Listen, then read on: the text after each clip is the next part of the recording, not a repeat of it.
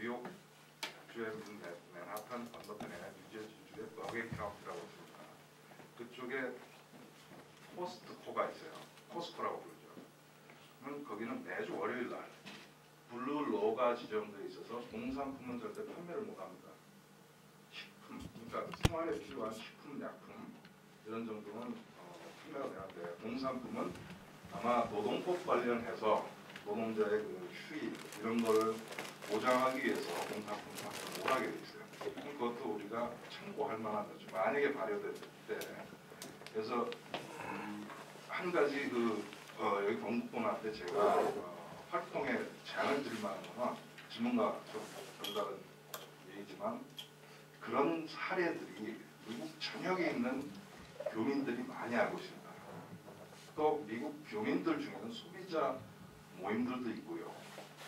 또 법률을 또는 통상을 전공하는 변호사들이 수만 명 있어요.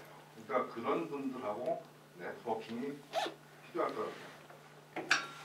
그런 제안을 하나 드리고 그래서 이제 제가 이제 질문을 따로 드리고 싶은 거 하나는 과연 이 FTA를 한미 FTA를 지금 근 한 4, 5년 사이에 생긴 급작스러운 거라고 보십니까? 아니면은 오랫동안 미국이 계획해왔던 그런 경제적인 말하자면 계획 하에서 이 한미 FTA가 추진됐을 거라고 봅니다. 그 한 가지에 대해서 아시는 근거나 있으면 좀 대답을 해주시면 고맙습니다.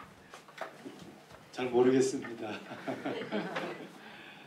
우선은 그 미국에서 실제로 오늘 우리가 같이 보았던 쟁점과 관련된 그런 좋은 풍부한 사례들 그런 걸 저희들이 잘 일념해서 한번 최대한 수집을 하고 또 필요한 교류를 좀 더 발전시키도록 하겠습니다. 좋은 감사합니다. 질문에 대해서는 정말 모르겠습니다. 그거는 제가 할 수 있는 처지는 아닌데요. 다만 저도 2003년, 2004년인가요? 이제 쌀 협상 흔히 지금 우리 주식인 쌀이 의무적으로 연 국민 소비량의 연 10% 정도를 외국산으로 써야 된다라는 그런 규범이 만들어져 버렸잖아요. 자동차 같은 경우도 한국은 10%는 외국산 사야 돼 이런 규범이 없는데 하물며 주식은 쌀에 그런 규범이 만들어져 버렸는데 이제 그 규범이 만들어지는 것에 반대하면서 2003년, 2004년 이렇게 이제 활동을 하면서 제가 보았던 그런 경험에 비추어서 말씀을 드려보겠습니다. 저는 제가 보기에는 그 급작스러운 것은 아니다라고 생각을 합니다. 왜냐하면 이제 1995년에 미국이 세계무역기구라는 걸 유럽이랑 주도해서 만들었지 않습니까? 그때 이제 두 나라가 결정하면 그게 바로 세계 규범이었어요. 그 시대에는. 근데 이제 중국이 가입하고 뭐 인도, 브라질 이렇게 이제 등장하면서 더 이상 세계무역기구가 이제 미국 일변도로 되지 않았던 때가 이제 2000년 초반입니다. 그래서 그때 미국이 들고 나왔던 게 이제 세계무역기구 말고 어떤 세계무역기구는 다 모든 국가가 다 한 표잖아요, 그죠? 다 똑같단 말이죠. 153개 중에서 미국도 153분의 1밖에 아니란 말이죠. 물론 실질적인 영향력은 더 있겠죠. 그러나 표결을 할 때는. 근데 그 세계무역기구가 이제는 미국의 이익이 일방적으로 관철이 안 돼요. 대표적인 게 이제 미국의 농업정책이 잘못됐다라고 바꾸라고 했고, 그러면서 이제 2000년 초반에 이제 미국이 이제 가지고 있는 게 이제 이렇게 세계무역기구 회원들 중에 이제 며칠 찍어서 이제 그 사람들 그 친구를 더 표현대로 개방을 시키면 다른 사람들도 더 미국의 말을 더 따라오지 않겠냐. 그걸 이제 경쟁적 개방 전략이라고 하는데 저는 거기에 한국이 대표적으로 선정이 됐다라고 생각을 합니다. 왜냐하면 그 쌀 협상을 저는 참 이해를 못했거든요. 왜 그렇게 연 소비량의 10% 워낙 지금 소비가 급격하게 쌀 소비가 급격하게 감소하고 있기 때문에 저도 저희 형제 중에서 저희 집이 제일 쌀을 많이 먹는데 저희들도 막상 쌀을 전보다는 많이 안 먹는데도 그렇더라고요. 지금 쌀 소비량이 굉장히 줄었거든요. 근데 이 준 것을 감안하면 우리가 2012년에 수입할 쌀 생산량, 의무적으로 수입해야 될 양은 우리 쌀 소비량이 한 12% 가까이 됩니다. 그러니까 우리가 소비하는 쌀 소비량의 12% 정도를 이제 의무적으로 미국산 또는 다른 나라 외국산으로 수입해야 되는데 그런 협상이 왜 노무현 대통령 시절 때 그게 협상이 그렇게 됐을까? 큰 의문이었어요. 근데 제가 보니까 그게 결국은 한미 자유무역 협상을 개시하기 위한 그 과정에서 필요했던 거였더라고요. 이건 제가 그렇게 판단하고 있습니다. 그러니까 그때 이제 세계무역기구 회원국들하고 형식상으로는 세계무역기구 회원국들과 협상이었지만 대표적인 나라가 미국이었는데 미국에게 이제 그렇게 한국이 국민 쌀 소비량의 12% 정도를 의무적으로 수입하는 그런 쌀 협상을 했는데 굉장히 반대가 많았어요. 그때 이제 전용철 농민이라든지 몇 분 농민들이 이제 시위 과정에서 직접 돌아가시고 굉장히 많은 반대가 있었음에도 불구하고 지금의 야당, 과거의 열린우리당 정부가 열린우리당 국회의원들이 다수당이었을 때 국회에서 통과됐거든요. 그게 통과됐던 이유는 미국이 세계무역기구의 쌀 협상이 통과되는지 안 되는지 따라서 한국과 자유무역 협정을 할 것인지 안 할 것인지를 저는 결정을 하는 중요한 판단 기준이었다 생각합니다. 왜냐하면 만약에 그게 통과가 안 된다, 즉 농민이 반대하기 때문에 쌀 협상이 국회에 통과 안 된다는 이야기는 한미 자유무역 협정이라는 것을 하더라도 실제로는 국회에서 통과가 안 될 것이라는 것, 그걸 의미하는 거거든요. 근데 그때 강력하게 통과를 시켰죠. 즉 미국에게 우리는 한미 자유무역 협정을 하더라도 이걸 통과시킬 수 있다라는 걸 저는 보여줬고 또 그걸 미국이 요구했을 것으로 저 개인적으로는 추측을 합니다. 그런 점에서 세계 이 한미 자유무역 협정이라는 것은 뭐 어떤 한 개인을 느닷없이 꼬드겨서 일어났다라기보다는 미국의 오랜 그런 통상 정책이 충실하게 반영된 것이다. 저는 개인적으로 그렇게 생각을 합니다. 그러나 과연 진실이 무엇인지는 조금 더 시간이 지나야 한다고 생각합니다. 만족스러운 답변이 못 된 것 같습니다. 저는 그 장사하는 사람이니까 미국의 입장까지 다 속속들이 모르죠. 중요한 건 미국의 입장이 아니라 대한민국의 입장이라고 봐요. 미국이야 뭐 10년 전에 준비를 했든 20년 전에 준비를 했든 지네 나름대로 계산이 있겠죠. 근데 중요한 건 우리나라 그 외교 관리들과 정치인들이라고 보는데 저는 그 지난 유통법 상생법 그다음에 중소기업 저가업종들을 관철시키기 위해서 계속 싸우면서 이게 뭐 현재 유보 조항, 미래 유보 조항 이런 것도 알게 됐고 했는데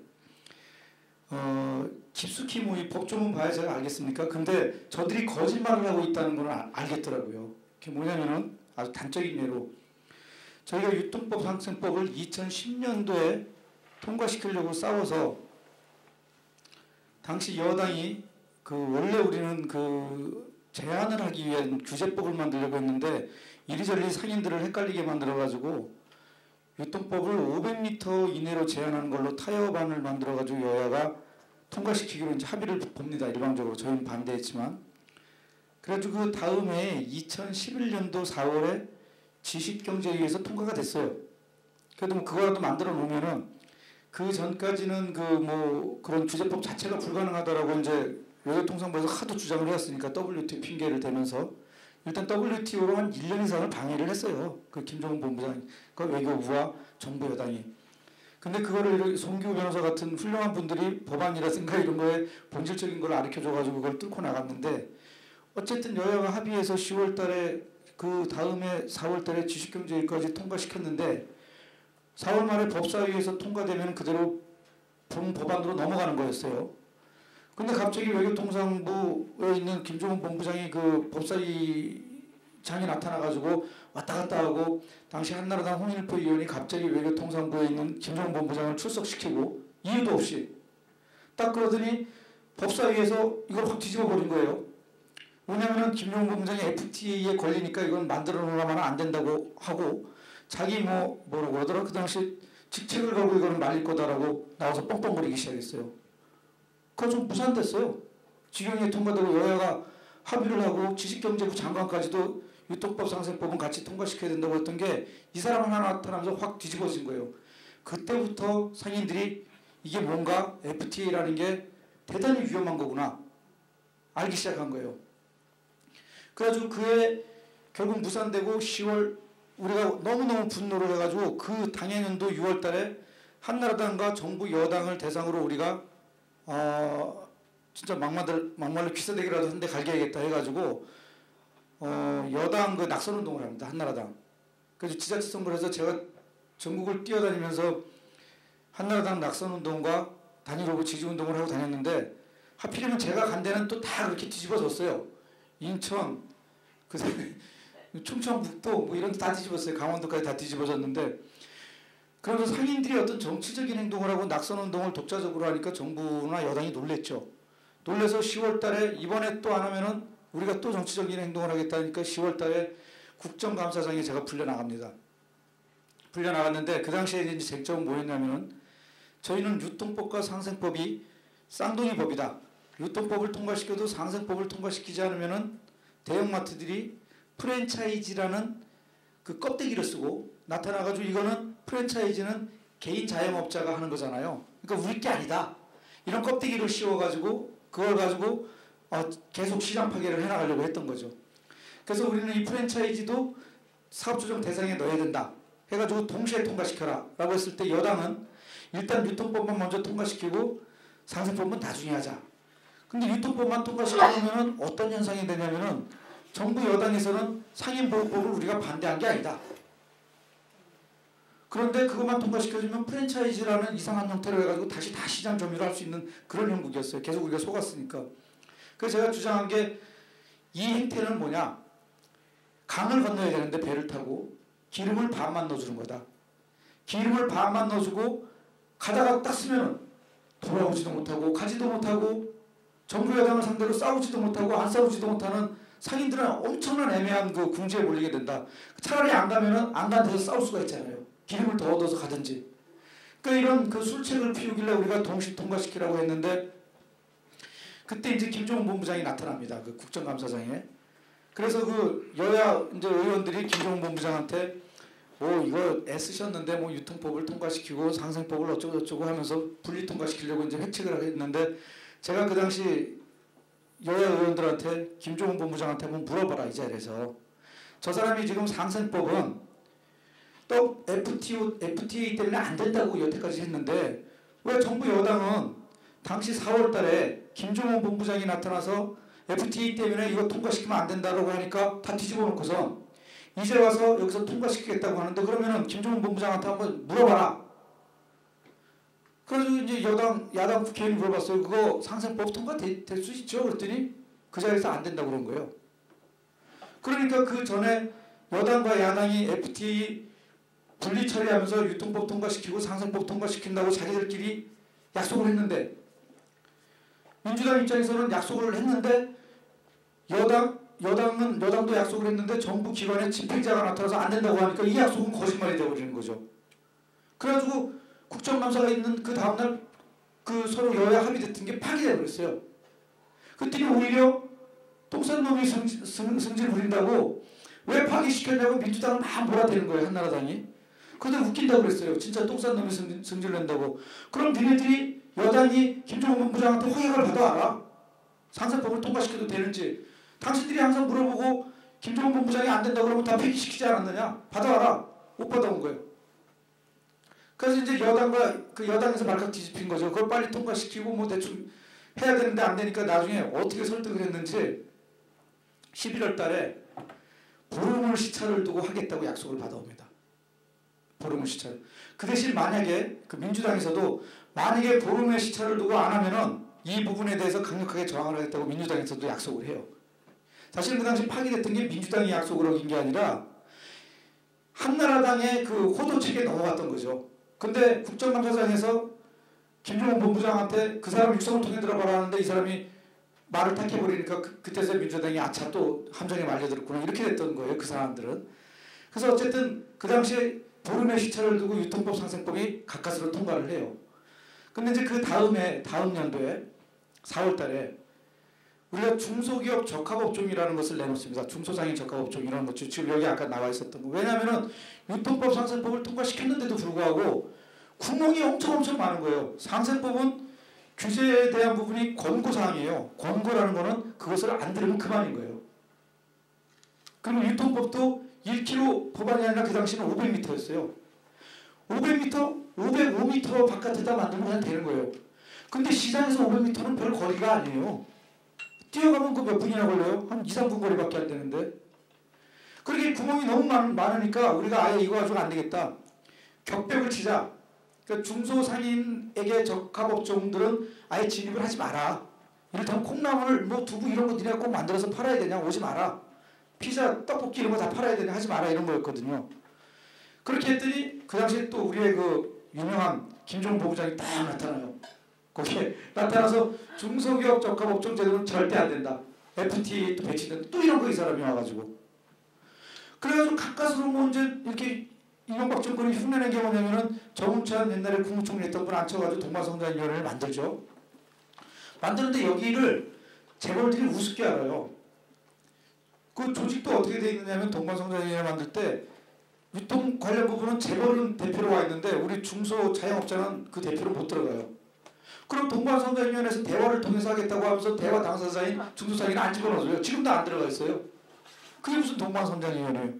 그 정운찬 총리 만났어요 제가. 위원장이죠. 만나서 이거 문제 있는 거 아니야 그랬더니 안 들어가 있어 그러는 거예요. 저희 국장한테. 문제 있네 또 그러시는 거예요. 조만간 넣어야 돼 이거는.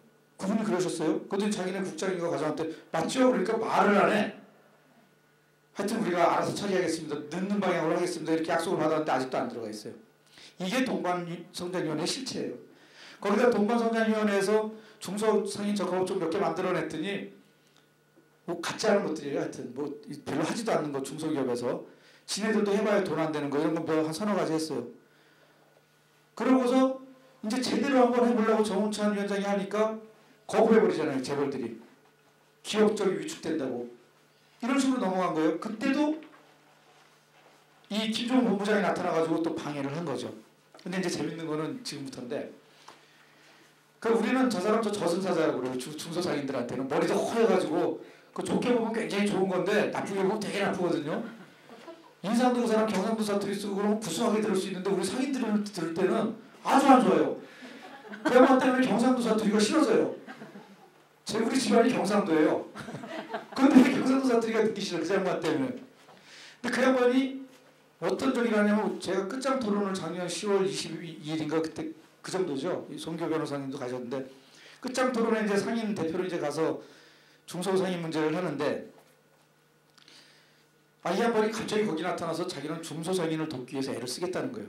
우리는 FTA를 반대를 했죠. 왜 반대를 했냐면은 유통법, 상생법, 중소기업, 적합업종 이런 게 모두 FTA에 배치된다라고 하기 때문에 그렇게 자기 상인들과 자기 서민들을 죽이는 FTA면 안 해야 되잖아요. 그래서 우리는 그런 FTA는 반대한다해서 반대운동을 꾸준히 벌린 거예요. 근데 끝장 토론에 가서 김종원 본부장을 만났더니 자기는 중소상인을 보호하기 위해 애쓰겠다는 거예요. 그래서 무슨 얘기를 하냐면은 외국 기업들이 그렇게 쉽게 이런 걸 가지고 제소를 안 할 거래요. 세상에 이거 제소한다고 계속 법 못 만들게 했던 당사자가 그 현장에서 그렇게 쉽게 제소하겠습니까? 이래버리는 거예요. 얼마나 열받아요.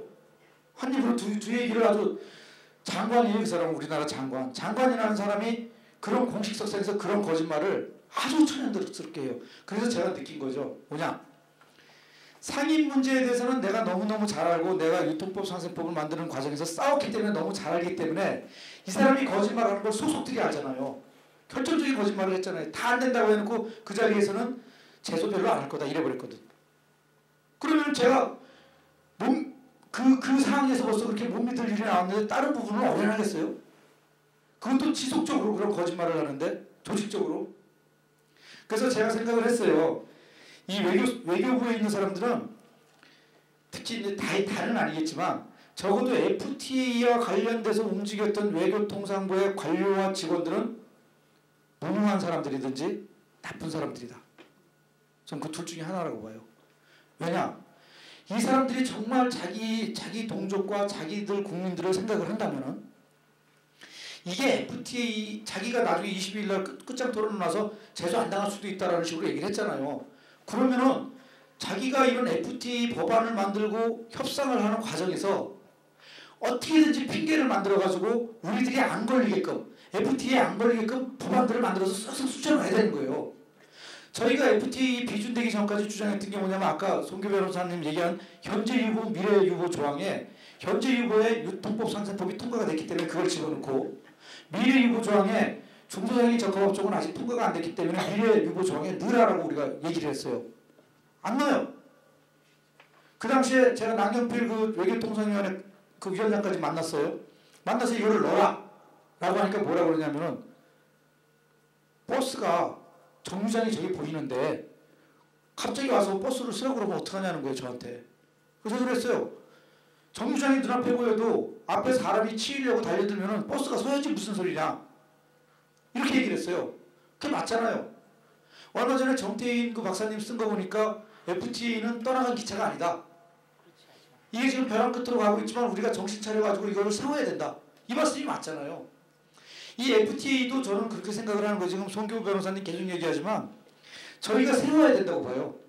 이명박 정권은 어떻게든지 이걸 통과시키려고 하지만 저희는 세우자.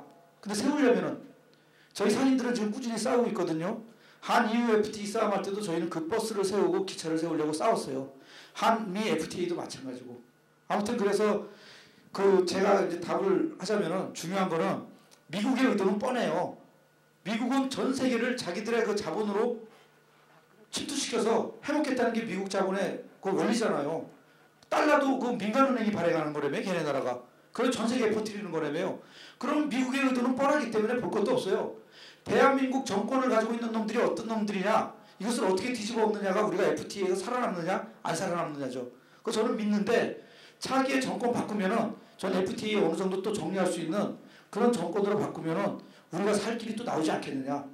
설마 이명박 정권이 우리를 이렇게 만들었다고 100년 1000년이고 우리가 이렇게 다 죽어 나자빠지겠어요? 전부 똘똘 뭉쳐서 싸우면 일어나지? 저희는 그렇게 생각하면서 싸울 겁니다. 예. 질문 하나에 30분이 후딱 가버렸습니다. 예, 한 분의 질문이 지금 진행이 됐는데요. 30분이 거의 지났고 정책자문위 회의가 있다 그러셨나요? FTA 방법법? 뭐 그거는 뭐 큰 상관은 없고요. 예, 질문을 계속 진행을 하는데 이제부터 조금만 좀 답변을 이미 하늘 다 푸셨기 때문에 제가 보기에 조금만 좀 질문과 답변을 짧게 진행을 했으면 좋겠습니다. 예.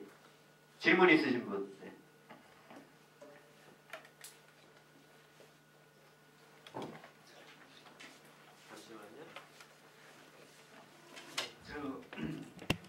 재래시장이라는 게 그게 수십 년을 두고 상인들이 만들어 온 거니까 제가 보기에는 그쪽 일대 지역을 특허권이라고 표현하면 직접 약간 무형의 자산이니까 그걸 해갖고 그 무형의 자산에 위해가 될 것 같은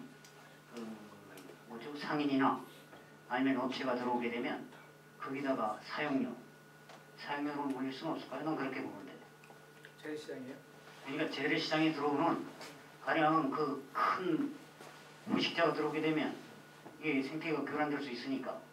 근데 일단 권리는 그 무형의 자산을 만들어 놓은 사람들은 상인들이기 때문에 상인들이 그 어떤 위원회나 뭘 가져가서 진짜 무형의 자산에 대한 특허권을 가져갖고 들어오는 그 큰 업체에 대해서는 물론 뭐 판단의 기준이 있어야겠지만 그거를 수수료 여기를 사용하게 되면 너희 돈을 내라. 그리고 또 하나는 그 경쟁 촉진법인데 가령이 외부에서 들어오게 되면 그 경쟁은 되잖아요.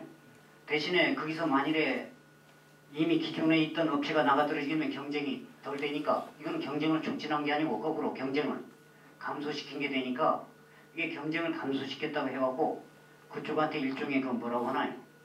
경쟁 촉진세를 그 와서 이익을 보는 업체한테 받아갖고 그거를 기존에 일단은 거기서 망해서 나가는 업체한테 일단은 보상을 해주고 나머지 업체에 대해서도 보상해 줄 수 있는 그런 경쟁 촉진법이 그건 시장 원리에 정확히 내가 보는 맞으니까 충분히 되는 게 아닌가 하는 생각이 있거든. 청정식품을 맡아갖고 거기서 이익금 일부를 기존 상인들한테 그러면 우리나라 홈플러스든 외국의 거대 업체가 들어오든 간에 여튼 그 뭐죠? 그쪽의 이익을 거꾸로 이쪽에 같이 공유하게 돼 자연적으로 그러면 아니 이 공유자는 전혀 다르죠. 왜냐면 그 경쟁이 어느 이하로 내려갈 때에만 그게 적용되는 거지. 그 경쟁이 계속되고 있으면 그게 그 양반들이 본 거는 정당하다고 봐야죠. 경쟁에서 본 거니까. 근데 그게 아니고 경쟁이 안 돼서 버렸을 때 가령 경쟁이 최소한 30업체가 돼야 되는데 30업체 중에 25업체만 남았다 하면 이거 경쟁이 더 이상 안 되니까 그 경쟁을 해서 번 돈이 아니고 어쩌면서 과점에서 번 돈이기 때문에 그리고 아까도 잠깐 말씀드렸습니다만 그 지금 그 어디든지 우리나라도 마찬가지고 이마트나 그런 게 들어오면 그게 사실은 부재 소유자잖아요. 부재 소유자.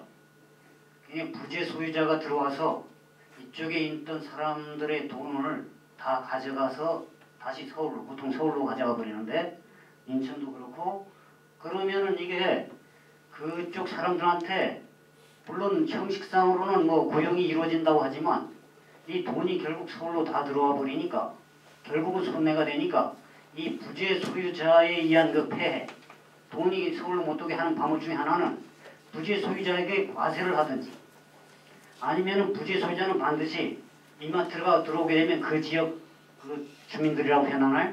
주민들이나 상인들한테 그 주식을 51% 그래야 그쪽이 부재 소유자가 안 될 거 아닙니까?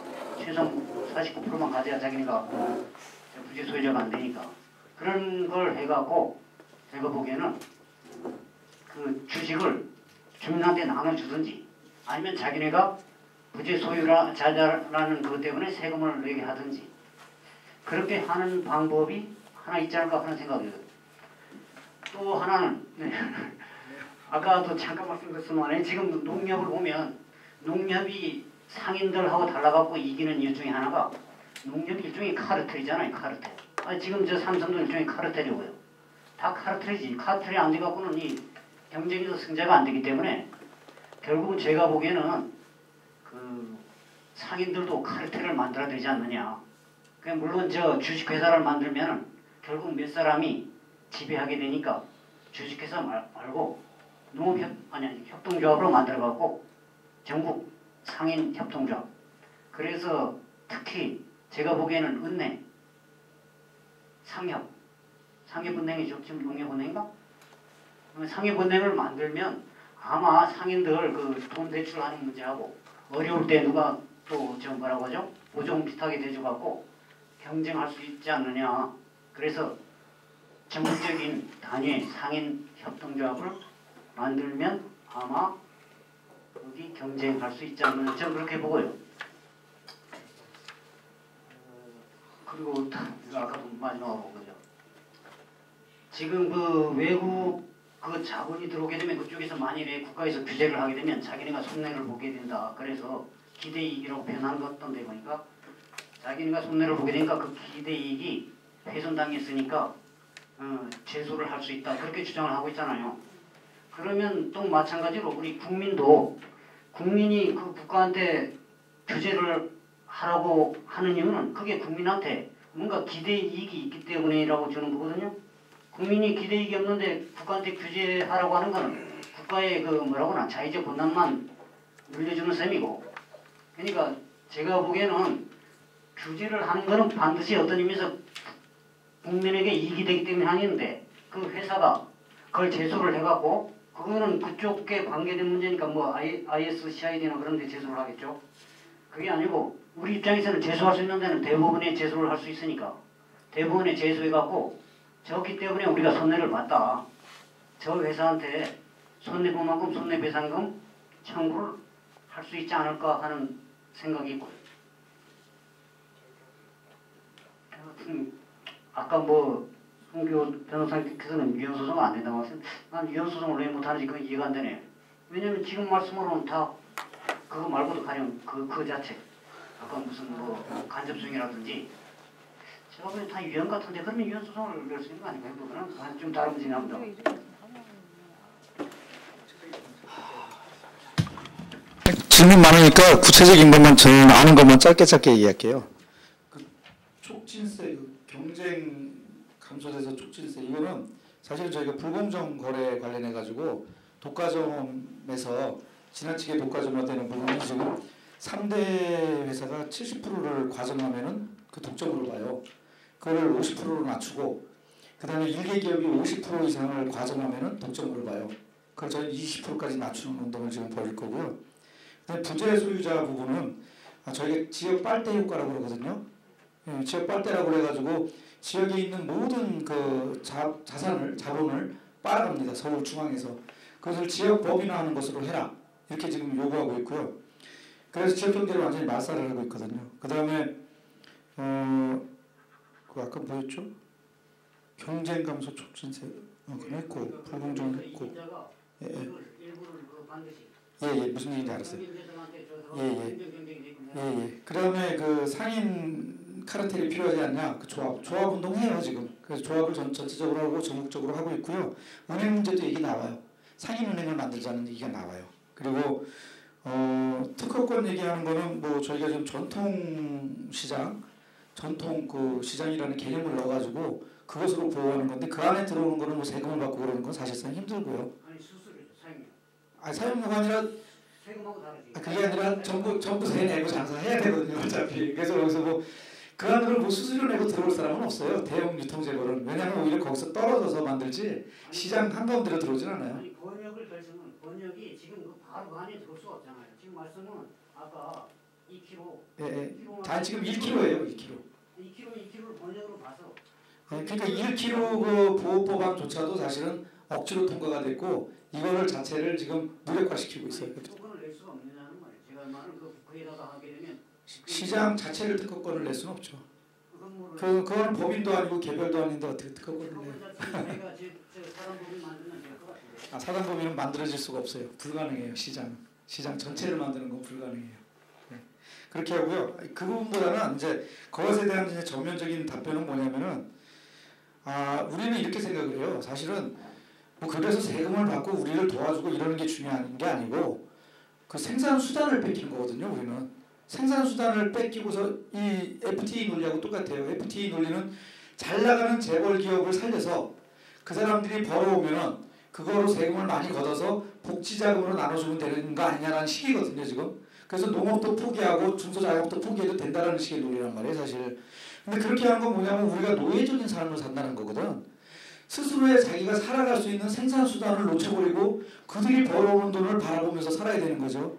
그렇다고 정권이라도 좀 도덕적이고 인정이 많은 정권이 들어서면 괜찮은데 정권이 이렇게 지금처럼 야멸차고 인정 없는 정권이 들어서가지고 0.1% 안에 들지 못하면은 찌질이 들이라고 봐지는 이런 상태에서는 세금을 많이 걷고 하는 문제로 해결될 수 없다. 우리들의 생산 수단을 그대로 냅둬야 된다. 이게 답입니다. 맞아요. 예.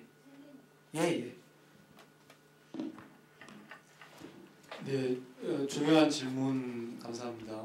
한두 개만 간략하게 말씀드리겠습니다. 마지막으로 질의하셨던 위헌소송 문제는 여러 가지 다양한 그런 견해들이 있을 수 있다고 생각합니다. 또 실제로 이 자유무역쟁이 헌법 위반이라고 제소하자라는 그런 의견도 많으셨고 또 그런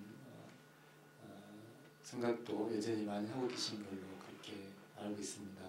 근데 이제 이건 뭐 제 개인적인 이야기입니다만은 문제는 이게 설령 헌법재판소에서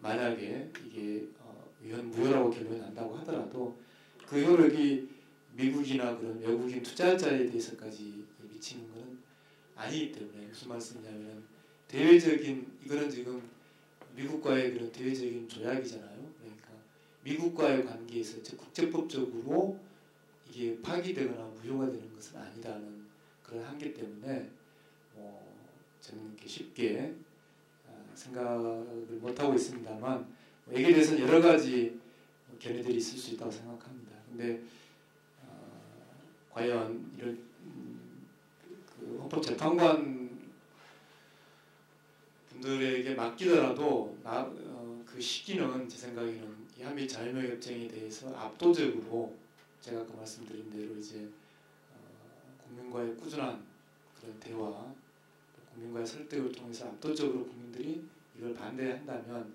그때는 헌법재판관들도 반대하지 않을까 그렇게 생각을 합니다.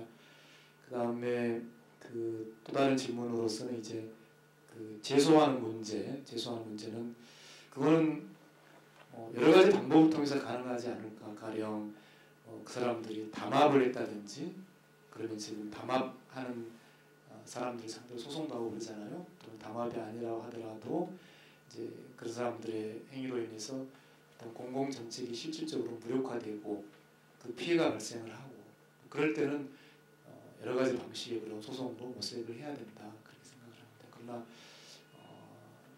제가 가지고 있는 기본 생각은 국민의 압도적인 그런 이해, 국민과 함께 가는 그런 과정을 통해서 소송도 하나의 방법이 될 수 있지 않을까 그렇게 생각합니다. 예, 지금이 9시 50분입니다. 지금 많은 시간 질문해 주신 딱 한 분만 더 받고 마무리를 하겠습니다. 말씀을 하셔가지고요. 그 양해를 좀 해주시고요. 다음 주에 또 이 강연 통해서 또 고민을 해보는 자리를 마련했으면 좋겠습니다.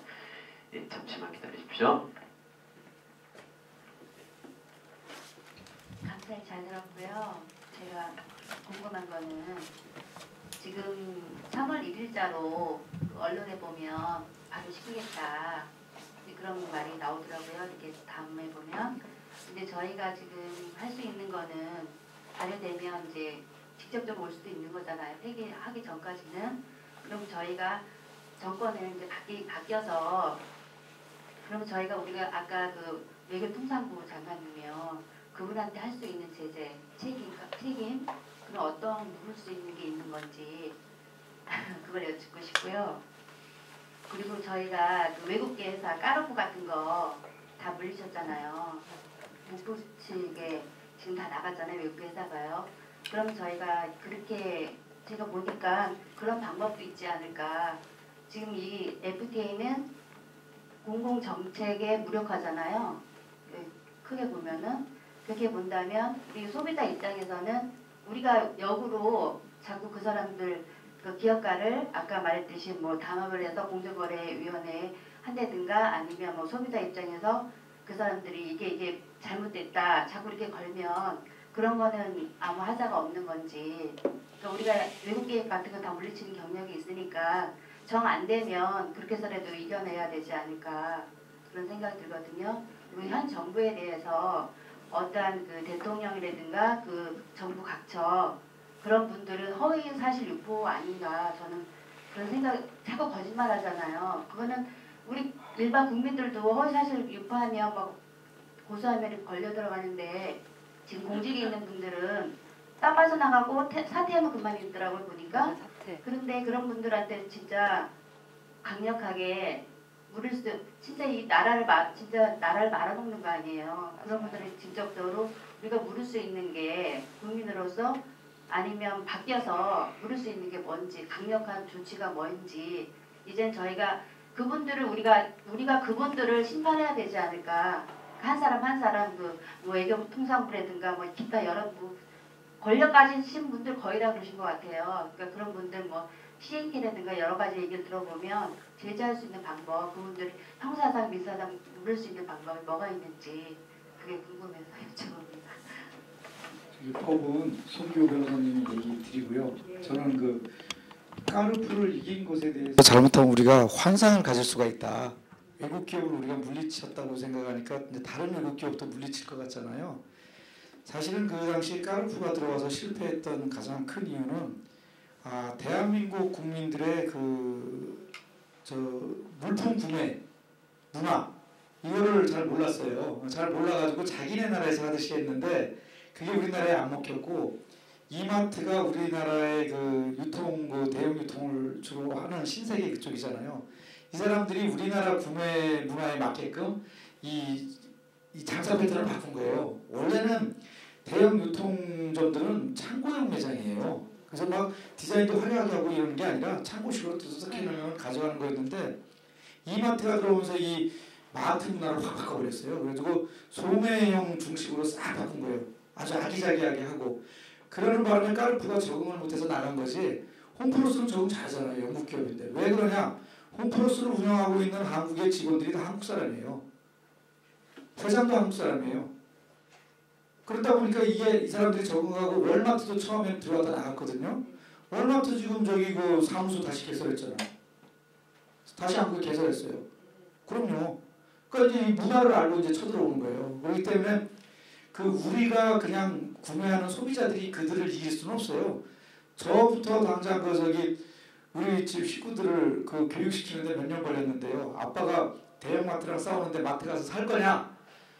그래서 우리 아들이 유치원 때부터 자기 짝꿍이 옥순이가 있으면 옥순이가 마트 가서 오늘 물건 사왔어요. 이상하네. 그러니까 내가 그러니까 걔는 그러지만 대부분의 상인들조차도 자기들이 마트 가서 물건을 사요. 그래서 제가 그런 얘기를 해요. 도대체 당신들 피를 빨아먹는 대형마트에 가서 물건을 사면 미친 거 아니냐 그래요. 근데 이제 과격하게 일부러 얘기하는 게 내가 상인이다 보니까. 그럼 가만히 들으면 맞는데 그게 편하거든. 그게 인지상정이에요. 그래서 그런 방식을 통해서는 못 이기고요. 그래서 제가 이제 상인들한테 그런 얘기는 합니다. 앞으로 이제 그런 운동도 전개할 건데 경제투쟁의 한 방식으로 상인과 상인 가족들은 대형마트 구매를 멈춰라. 전국의 상인들은. 소비자한테는 얘기하지 마라. 소비자한테 우리 상인들이 뭐 해준 거 있냐. 근데 이제 이 소비자들 속에 상인도 많거든요. 그러니까 우리들만이라도 이제 자제하자 이런 운동을 벌일 겁니다. 그거는 하여튼 유통 그 자체에 대해서 우리가 그냥 저절로 외국 기업을 이길 거다라는 거는 이제 불가능합니다, 사실은. 예. 특히 코스트코나 이런 도소매 업종들이 이제 작정하고 들어오면은 막을 방법도 없고 일반 소상인들조차도 거기 가서 물건을 사와요. 자기 주기는 대기업인데도.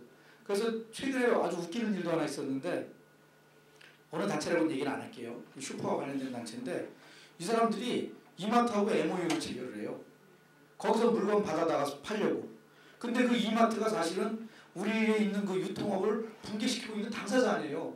근데 당장 지네들 물건 싸게 공급할 수 있는 루트라고 해가지고 걔네들하고 MOU를 체결을 하는데 이 MOU를 체결하게 도와준 게 또 누구냐면은 중소기업청이에요. 한 건 했다고 신문에 난리 났었어요. 우리가 찾아가가지고 미쳤냐고 전부들 그랬더니 당시 중기청장이 면담했더니 그 사람이 뭐라고 그랬냐면은 이 사람들이 도매업까지 한다고는 우리 판단을 안 해서 도와주는 방식으로 했다.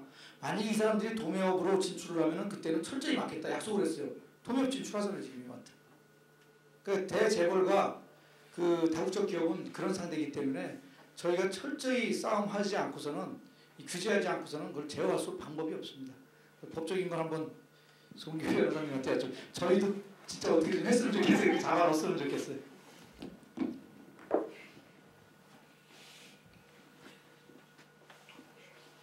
네. 우선 법적 문제 말하기 전에 소비자들도 좀 노력하고 이제 상인분들도 좀 노력을 하면 좋겠습니다. 큰 시각은 분명히 우리 회장님 말씀하신 대로 한 사람 한 사람의 그런 선택, 즉 시장에만 맡겨둘 수는 없는데 그러나 소비자들이 변해서 뭔가 변화를 가져가는 그런 과정들 저희들은 좀 놓치지 않았으면 좋겠다 싶거든요. 그래서 제 경우는 이제 집 옆에 서점이 있는데 좋은 책이 있으면 가령 출근길에 이렇게 문자로 서점에 주문을 하고 퇴근하면서 이제 그 서점에서 저희 이제 책을 갖다 놨다고 문자를 받아오고 그런 식인데 분명히 이제 교보와 같은 대형 문고가 주는 어떤 이점도 있고 그러나 또 지역에 밀착되어 있는 또 서점이 동네 서점이 주는 그런 점도 있는 것 같아요. 그래서 궁극적으로는 이제 큰 아까 말씀하신 것처럼 큰 포식자가 나타나가지고 다 쓸어가는 것은 당연히 규제를 해야 되지만 또 그 과정에서 지역의 소비자와 지역의 상인들 사이의 어떤 노력, 공동의 그런 노력이 저는 꾸준히 가져가야 된다 그렇게 생각을 합니다. 그리고 정말 그런 행복한 고민을 할 수 있으면 좋겠습니다. 가령 정말로 우리가 원하는 그런 그 권력이 나타나서 우리가 원하는 그런 권력을 세워서 이 잘못된 협정을 추진했던 사람들에 대한 어떤 법적인 판단을 물을 수 있으면 좋겠고요. 어떻게 물을 수 있겠느냐? 저는 분명히 방법이 있다고 봅니다. 다만 그것을 물을 수 있는 처지에 우리가 가야겠죠. 그러다 보면은 분명히 지금은 알려지지 않았지만 어떤 많은 정보들, 자료들, 그런 증거들을 저희들은 찾을 수 있을 것이다. 왜냐하면 이게 2003년, 4년 그 쌀렵상부터 시작한다면 거의 5, 6년 이상 굉장히 오랜 기간 진행되어 왔기 때문에 서로 외교통상부 내에서도 전 통상부 장관의 말과 지금 통상부 장관의 말이 다른 것도 있거든요. 가령 하나 얘기가 지금 전문직 비자라는 게 한참 이야기됐었잖아요. 그러니까 한국 중산층들이 미국에 유학을 아이들을 많이 보내지만 미국에서 학위 받은들 미국에 취업을 못하잖아요. 비자 때문에. 그래서 요 한미 자유무역 정할 때 노무현 대통령이실 때 이거 하면은 미국에서 대학 나온 학생들, 한국인들 미국에서 취업할 수 있는 취업 비자를 많이 줄 거라고 했어요. 근데 지금 어떤 소송을 저희 변호사 단체에서 하고 있냐면 전 통상교섭본부 장관은 미국으로부터 미국이 한국에게 전문직 취업 비자를 준다는 그런 편지를 받았다고 하고 있어요.